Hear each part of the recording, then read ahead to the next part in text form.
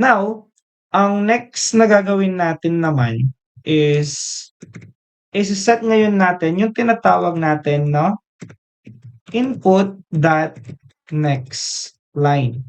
So si input dot next line, ang pinakatrabaho niya is to ignore the excess new line.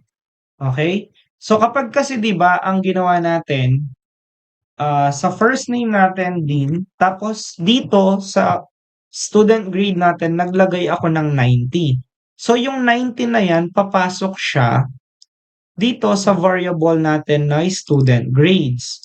Pero ang problem, pag nag-hit ako ng enter, yung entry na yon will receive sa program natin as new line. So, ang trabaho ni input next line is to ignore yung new line na yon. Ang reason kasi, ang mangyayari, magkasunod yung string natin and then integer. So usually kasi nagkakaroon ng problem pag ganon. Ini-ignore niya yung next na input. So para maiwasan natin yon, gagamit tayo ng input.nextLine. Okay? So lalagyan lang din natin siya ng system.out.print. And then lagyan natin yung ln para may new line tayo at hindi magdikit yung susunod na input natin. Okay? Now, nasan na yung closing natin? Ito siya. So, dito sa labas ng for loop natin, ang gagawin natin is magdi-display naman tayo ng information. Let's say, for example, system.out.print.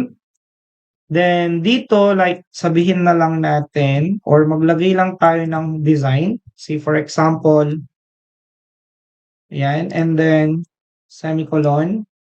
Copy and then paste and then dito ang gagawin na lang natin, we will set yung student records.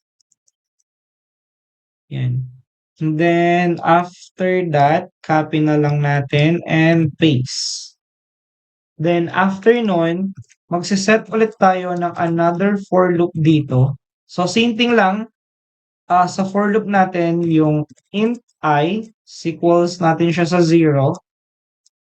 And then I is less than to 5. And then I plus plus. Then opening and closing curly bracket. And then kukunin lang natin itong system.out na to at papalitan lang natin yung nasa loob. So gagawin lang natin is student number, like for example, number 1. So para gawin natin yon, magkakaroon ka ng plus, opening and closing, kukunin mo si I. So pag pinrint kasi natin yan, ang mangyayari is student number 0.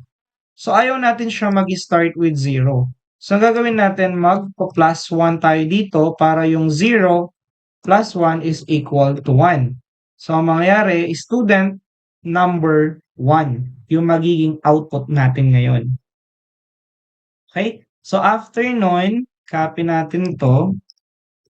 Paste, palitan lang natin or alisin lang natin to. And lalagay natin dito student name. And then lalagay lang natin yung plus. And then kunin natin si student names. Then yung opening and closing natin for array and lagay natin yung I. Copy, then paste. Student grade naman ito. Palitan natin siya ng student grades. Okay. And then, after nyan, sige, so try natin siyang i-run. So, student name, Dean, student grade, 90. Yan, so ang next is student name ulit. So, since 5 yung nilagay natin, so 5 name and grade yung i-receive natin. So, ang gagawin natin, like, Dean, then 98. Then, lagay natin Ira. Then, lagay natin, like, 99. Then, pang ilan na to? 1, 2, 3. Ito na yung pang-4. Ian, lagay natin 97. And then, Kla. Then lagay natin dito like 96. Yan. So eto ngayon yung magiging output natin. So eto yung mga students, eto yung student records natin. So ito yung sinasabi ko, student number 1. So hindi siya nag-i-start with 0.